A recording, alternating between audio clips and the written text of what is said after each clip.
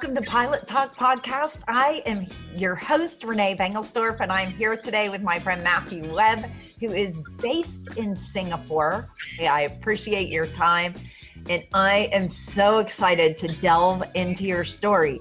I think you mentioned that you have flown in Africa, you've flown in Asia, and you've flown in Europe, and I have heard some doozies of stories about flying in Africa. I'm sure that you've had some amazing adventures. Tell me where you're from originally. I'm originally South African, born and bred in I started off my career obviously training in South Africa, but from there I just moved north. I ended up in Okavango Delta for my first job flying there, doing the bush flying tourists out to the lodges. From there to Namibia, where I was working for two companies that for 3 years. Awesome country. If anybody wants to go to a place, Namibia is it. And from there, it's just been contracts up through Angola, Central African Republic, Congo, a stint in Afghanistan, things like that. So that's how my career has sort of progressed. I've never managed to get back to South Africa. I just keep moving north. I've managed now to go east. Fantastic. So what's the best airport that you've ever been based at? Based or flown in? Both. Based first. I think one of the best airports I've flown into, and I've absolutely loved the airport because of its historical value and just because it's still, in Europe, a lot of these airports have lost their GA feel and their support around GA because a lot of these low-cost airlines are sort of taking over. But one of the airports that sort of still survives, it's still got a huge historical value, is Biggin Hill in London. And it's one of the best airports, I think, for me to go to, because when you go there, there's always something interesting going there. It's got a huge general aviation and business jet pilot community. There's always business jets from different parts of the world there. It's growing at an exponential rate. And then out of the blue, you'll have Spitfires taking off and landing. It's a really good airport to go to that's just got that feel to it still, that still sort of remains in Europe. So it's one of my favorite airports. It's an aviator's airport for sure. It's an aviator's airport. Fantastic. It's a challenging airport to fly in and out of, just due to, they called it the bump World War II, because of the steep runway. And, it's challenging in its departures, getting into London airspace. It's just a fantastic flying experience to go in and out of it. Great. So you've been all over the place. Have you ever had anything dangerous happen? Has there been a crazy adventure? Where to start? I mean, crazy adventures, yes. It all is dangerous if you flying through Africa, for example, and Kabul. During the time that I was in Kabul, it was still quite a dangerous time, flying out to Kandahar and things like that.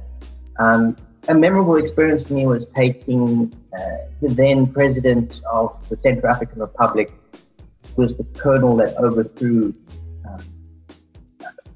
Bezos or something. I can't remember. Anyway, we took him on his campaign trail around the Central African Republic. And, we ended up stuck on the Sudanese border for 2 nights and no clothing. So we were dressed in Islamic smocks and, eating food with people in their villages. It was a very interesting trip there. And opening up all the airfields that had been closed for a very, very long time. It was challenging, but very interesting. Well, were the runways still in good shape or no? We were told they were in good shape. It was ready, so us figuring it out as we're going along. One of the airfields that we went to, they were all dirt strips except for the main airport. We went to an airstrip. They had told us that they'd cleared it and it was all good. But when we actually landed, we started to see the chassis of vehicles shooting by us. And they'd used these chassis to close the airstrip in the past during the wartime. And they just basically nudged these barely across to get a ting air down the middle. So It was all interesting stuff. I mean, the grass wasn't cut. It was basically elephant grasses going along. So it was all sort of make do and mend and keep it going, I guess. So any damage history on an airplane from hitting an animal on one of those, or no, you buzzed them out of the way first? In Botswana, we had a lot of animal issues, donkeys, especially on the runway, cattle. We've never, personally, I've never hit any animal, thankfully, touch wood today. Maybe a couple of birds, but no animals, thankfully. Yeah, my experience is flying in Africa where you buzz the runway at about 50 feet and then you circle back around and then land so that nothing's in the vicinity of the runway when you land. Well, yes, it sort of becomes normal. It's definitely for a young pilot. It's when you get the permission to actually buzz airfields as low as you can to get animals off. It's like carte blanche to do these things, and it's brilliant because it's what you want to do as a pilot. So one of my favorite airplanes of all time to fly is Cessna 210. It's just an awesome airplane, and to have a 210 doing 120 knots down the runway to buzz animals off is brilliant, and you just can't beat that. It's brilliant. It kind of makes you feel like an overgrown boy, right? Absolutely. I mean, those days are long gone behind me, but they're still very, very fond memories. That's so great. Aviation is such a fun adventure, any time.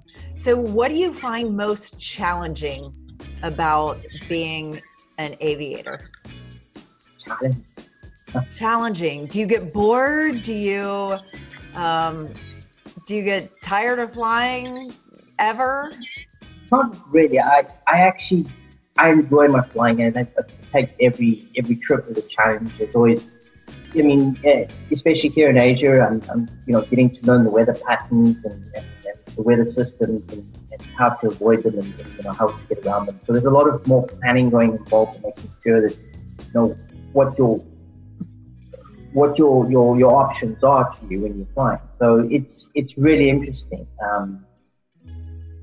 It's a great trade-off also in corporate aviation that you're not fixed to a schedule doing 90 hours a month. It's more of it happens now, it happens then, and quick trips, different destinations, and it keeps everything on your phone. That's great. Well, when you and I first met, you were kind of up in arms about the VAT taxes in Europe. And you kept telling me that you were finding a solution, and I would love for you to share that solution with our listeners today.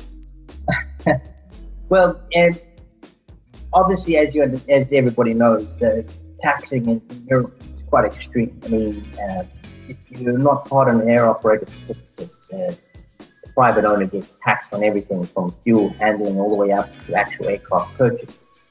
And a lot of systems have been put in place by various different countries and protectorates that allow the offsetting of VAT.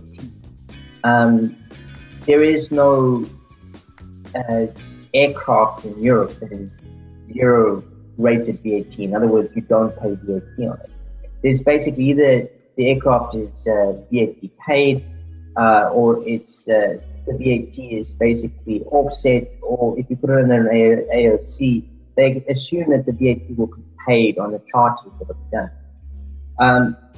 We're not trying to avoid VAT here, we just don't believe that an aircraft should be paying 21 to up to 25% VAT on a specific aircraft. In Cyprus, what happened was that we managed to convince the government that to attract aircraft to Cyprus and to increase their economy and to bring sort of that business round to them is to incentivize registering, or not even just registering, but actually doing business with the island of Cyprus. And we managed to draw up a way of doing that. And for example, I won't go through the whole thing, it'll take some time, is that we can get the VAT reduced on a large cabin aircraft from 15 tons up, down to about 20% of the year to be paid. And this can be done in installments, so it doesn't need to be paid straight away. We can do it over 60 months. And it just allows a little bit more ease of operating or importing aircraft into Europe, because obviously Europe has got importation where it's been so many months in Europe that you have to import the aircraft. There are other.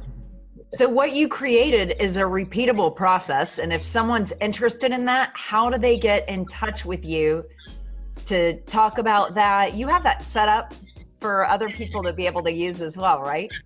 Yes, we do. We have a website called Jessini at www.jessini.com.cy. I think we can post the website afterwards, I guess. Sure. I work with a tax consultant there who's instrumental in also setting this up and very knowledgeable and understands it. If somebody wants to import an aircraft into Europe and doesn't want to go through the more other means of doing it, this is an option that's available to them. And the really nice fact about it is that we've actually convinced the authorities to do any registration. It doesn't necessarily have to be a European registration. It can be N-Reg, it can be D-Reg, it can be Victor Papa, whatever you want it to be. It's brilliant. Well, Matthew, thank you so much for being on the show. I am always thrilled to talk to you. Look forward to hearing more about your successes and your adventures on the other side of the world, and really appreciate you. How can people follow you? Do you have social media, or other than the website, how can people get in touch? I'm on LinkedIn, so if anybody wants to contact me on LinkedIn. I don't even know if to be honest with you. I can post that as well if required. But I'm on LinkedIn. Perfect. Well, and they can connect. I'm connected to you on LinkedIn, so if they find me, they can find you. All of my social media handles are at René Banglesdorf. That's on LinkedIn, Twitter, Instagram, and Facebook. And I am active on the Charlie Bravo accounts as well. You can follow this podcast on YouTube to watch it in video, or to listen on audio. It's on iTunes and any other podcast platform that you might find. Hey, subscribe to it, share it with others. Love to have you participating.